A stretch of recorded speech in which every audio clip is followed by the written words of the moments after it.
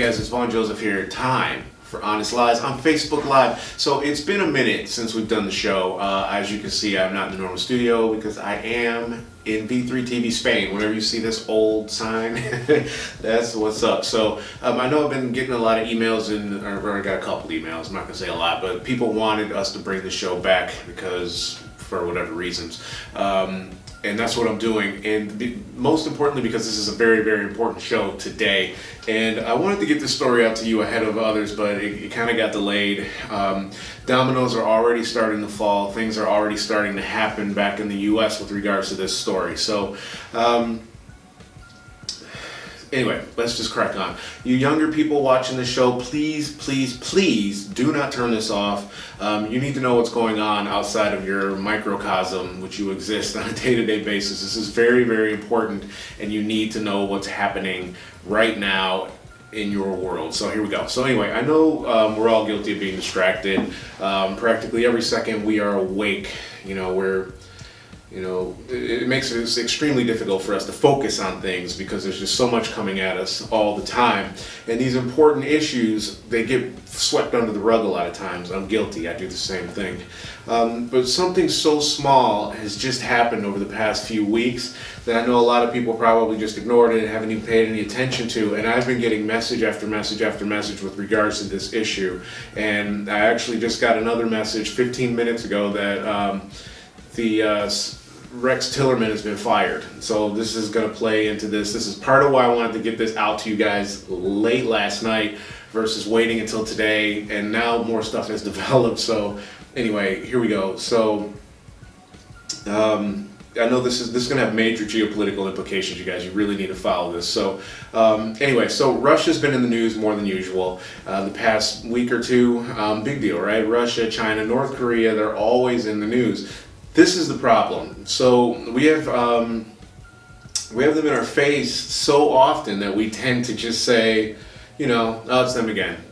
Tune out. I get it. I totally get it. But this is why we can't do that anymore, especially with regards to this situation. So Russia's defense ministry says it has successfully tested one of the invincible missiles that Vladimir Putin said earlier this month could deliver a warhead at hypersonic speed and pierce U.S. defenses. So basically they've got this warhead that's invincible, so they claim.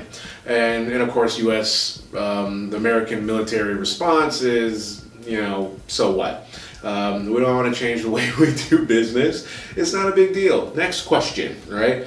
Wrong. Don't treat it like that. So this is a big deal. Make light of it if you want, but it's a big, big deal. But I'll get back to that a bit later. So now, moving over to the United Kingdom, where I usually reside, and when I'm not in Spain.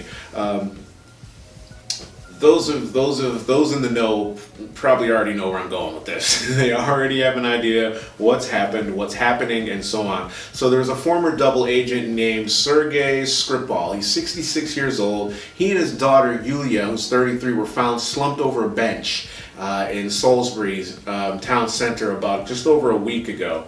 And Teresa May, well, let's back up. Sergei was a double agent for the MI6. He was a Russian. He was a spy. Essentially, he was a spy. So Teresa May said there was a chemical attack on this guy and his daughter in an attempt to assassinate this guy, and they were found basically unresponsive, slumped over on this public park bench or maybe the bus stop, I don't recall. So the Prime Minister of England, Teresa May, says that the chemical used in the attack has been identified as being part of a group of nerve agents developed by Russian military. Now, so the man's not dead, neither is his daughter, but he and his daughter are in critical condition, but they are stable. So why is this an issue for you and I? So if you're not over here in England, or if you're not in Russia, why does this matter? The officer that was investigating the incident, he's also in the hospital after having come into contact with this guy and his daughter. So the nerve agent was not stabilized or even localized. So, these two individuals went from point A to point B, and even point C, so they've been to 3 different places. They went to a restaurant, they went to a pub, and they're telling people they need to, clean their clothes, decontaminate their stuff, I would just burn it. They're saying it's not as it's not as a concern, the contaminant now, as it was, so the risk is low. Regardless of that, I don't trust this. So this means that chemical warfare is literally in our backyard, right? So while it may be easier to kill a load of people with a gun, it's clearly not necessary in order to do so.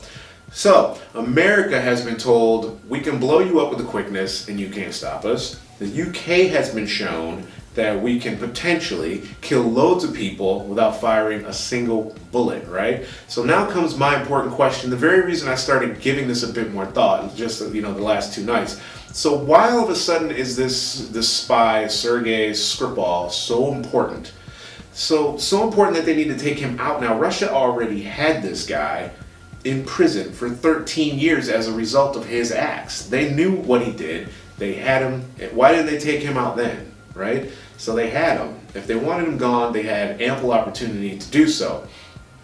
And it's well known that certain political activists in Russia, they tend to come up missing in action or even assassinated right in plain sight when they become a problem. So here's an example of I don't even know if I should tell this story, but I'm going to tell it anyway. I had it when I lived in Michigan. There was when I was a kid, I was a young kid, probably about 6 years old. There was a Russian family that lived right downstairs from us in the apartment building that I lived in with my mother. And one morning, my friend's mother, I won't say her name, it doesn't matter. Her name was Vicky, it doesn't matter. So her mom came upstairs. I don't remember any of this. My mom tells me this. Like I said, I was a child, so she's in a panic. She's freaking out. She's banging on the door. She's asking my mom where her husband is. Have you seen my husband? Where's my husband? Of course my mom hasn't seen him. So he's gone in the middle of the night. Her husband, gone, okay? His shoes are still at the house. He's gone. Wallet's there. Everything is still there, but he's gone.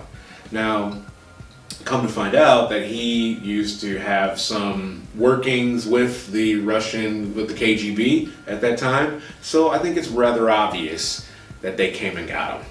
They came and got this guy, and who knows what happened to him. So they can get to you if they want to get to you without causing a big scene. So anyway, back to this story. So in July of 2010, this guy, Sergei, was one of 4 prisoners released by Moscow in exchange for 10 Russian spies arrested by the FBI as part of a swap.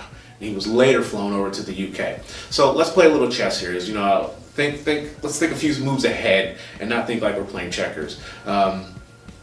But I guess at this point, the king is about 3 moves away from being checkmated by the sounds of it. So we all know that there's been mad tension between the countries mentioned at the top of the show, right? So we also know that President Obama said, don't cross this red line when it comes to using chemical weapons to Assad and the Syrian regime. And he did it anyway, and then Obama said, all right, don't cross this red line. So a lot of countries saw that as a position of weakness with regards to the United States. So this was one of the first pawns, in my opinion, were moved into the middle of the board, right? Russia and Syria have relations, and the U.S. meddling in their affairs. Well, no good, obviously. So now we have North Korea claiming that they'll meet with President Trump to discuss nuclear weapon production and a potential shutdown of said programs, which brings China back into the picture, okay? China is North Korea's most important trading partner, and it's its main source of food and energy. It helps sustain Kim Jong-un's regime, and we have a problem with them, and we can't do but so much because China's a problem. China is a problem, and we understand that. So they've also been very historically opposed to harsh international sanctions on North Korea, and in the hope of avoiding, like a regime collapse, basically. They would have this refugee influx from North Korea into China, and China doesn't want that. They have an 800 plus, almost 900 mile border with North Korea. So Pyongyang's nuclear tests and ongoing missile launches have complicated its relationships with Beijing, which has continued to advocate for the resumption of the 6-party talks, the multicultural framework aimed at denuclearizing North Korea. So a purge of top North Korean officials since its young leader came to power, and the assassination of Kim Jong-nam, who is Kim Jong-un's exiled half-brother in Malaysia, also spurred concerns from China about the stability of North Korea, obviously. So yet China's policies have done little to deter their nuclear ambitions. They just haven't done much. So Kim Jong-nam, if you don't remember, he was exiled. Apparently he tried to... he was next in line. He was supposed to be the next leader of North Korea from Kim Jong-un, I believe his name was. Was it Kim Jong-un? So anyway, so Kim Jong-il. So he was next in line. He was the son, and he was assassinated exactly a year and 1 month to today, right? By a chemical nerve agent. Okay, so anyway, he was exiled for trying to sneak into another country to go to Disneyland, Paris or something, using a false passport or something like that. They killed him. 2 women went in, caught him at the airport, assassinated a year ago, 1 month to today, gone, right? So the Prime Minister of the UK, Theresa May, says, she's indicated that the Russian government has until today to explain themselves, right, in a move that many have said is a bit hasty. They have no evidence. They have nothing to substantiate these claims other than they've discovered that the nerve agent was developed by a Russian military, or was Russian military nerve agent. So it could have gotten into anybody's hands, but anyway. So of course, the Russian government is denying all the involvement, demanding that the UK provide proof that they were involved in this attack, and they said they're not going to say anything until that takes place. So there's no proof. There is no proof. None that I've seen come forward anyway, but I'm on the outside and not privy to the media wire information or the high-level intel that the government has, and she, isn't saying anything. And I keep getting these messages, these alerts, with regards to this thing. Now, there was a suspicious package found outside the Houses of Parliament today, about 2 hours ago, and the UK envoy in Russia has been summoned. The Moscow, the UK intelligence may be complicit in it's just a nightmare. This is a total nightmare. So now Russia has let America know that its biggest ally, both military and financially, they're not happy with them, that they can basically kiss their ass, and they will not be dealing with either country unless it's on their terms, right? So you have no proof that we meddled in the US elections.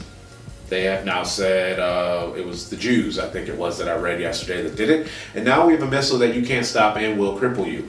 You have no proof that we tried to assassinate this former spy. We've had him in our prison for ages, yet you accuse us of having involvement in this guy's attempted assassination. Their response? None yet. None. You did it, whatever. So I feel this was a calculated move in order to start something far, far greater. Like I said, think chess. Queen check right now, right? Boom. Russia's moving their pieces into position, and nobody's really paying any attention to this. I'm sure that much greater minds than mine have likely come up with some scenarios that are possible. The news, I have to stay away from it. I'm trying to draw my own conclusions. This is what we also lack, which doesn't really relate to this. I find that a lot of times we don't come up with original thoughts anymore. We're so focused on what Fox News, what CNN, what Russia Today has to say, we then take those opinions and then base our opinions off of what other people have said. I'm not doing that. So, like I said, I'm sure somebody has come up with something maybe more accurate, or maybe something, they have more information than I do. But until the other shoe drops, we don't know. But I do know history. I do know history, and I know saber rattling when I see it, and this is not it. North Korea testing missiles over Japan, that's saber rattling, okay? Russia saying that they have an unstoppable missile, and former spies being attacked in the UK soil, not saber rattling, no. I still don't know why else they would come after this guy now. I guess we just have to sit back and watch and wait for this quote-unquote shitstorm to roll in and hope cooler heads prevail. But many of these Russian spies have been murdered in the UK over the years. There was similar types of attacks. These nerve gases, they get into the system and they kill them over weeks. There was one where it just ate his organs. So maybe they're just loose ends that they're trying to tie up. Maybe they're left alone until the Russian government needs some sort of perceived provocation in order to make the next move in their game. Checkmate. I don't know. Anyway, something that I do know, actually, that and I didn't even think about this while I was writing the story, but I'm thinking about it now as I'm saying it. This is huge, actually, now that I'm thinking about it, and it actually substantiates what I just said. So back during when the USSR was broken up, when the Soviet Union was broken up, Mother Russia was distraught. This was really, really bad for them, and what they did is they left Russians in these countries that were no longer, under Soviet control. They left them there, and by doing so, they were forced to become part of this new culture, but they weren't wanting that. So once they were settled in and some time has gone by, 10, 20 years, Russia decided to kick it back up again because they want to bring back this conglomerate of countries and this power. They don't have that power anymore and they want it back. So this was a big move a few years ago. Maybe if you saw that show that I did where they were talking about making Russia the religious center, and there was this big thing about how America was bad because they were allowing all this gay marriage, and now people are transsexual and all this other stuff. This is not in alignment with the church, right? So now Russia was trying to position themselves as being pro-Catholic Church. So these cells that were left in these countries were then active. And then all this stuff kicked off in all these other countries. They already had Russian militants in those countries from the Soviet years. So now they can activate them, just like right now. So you still have this agent, these spies that they know they're around. They release them and trade for better spies they want back. That's fine. We'll leave them over there. Now they have provocation. So they come over here, or England, and can use this as potentially some way to start something that they want. Anyway, thanks for sticking around. Draw your own conclusions. Like I say, do your own research. I always say that. Don't listen to what everybody else is telling you. There's always an agenda. And don't forget, and I'm stealing this line from someone else, but the agenda has no truth. Or the truth has no agenda. It just doesn't. The truth never has an agenda. Just go out there and find the information. I know it's time. Your time is valuable. I know it's just one of those things that a lot of people don't want to talk about. And there's media everywhere, and I appreciate you giving me your ears. Stay alert, stay informed. Honest Lies, I'm Vaughn Johseph.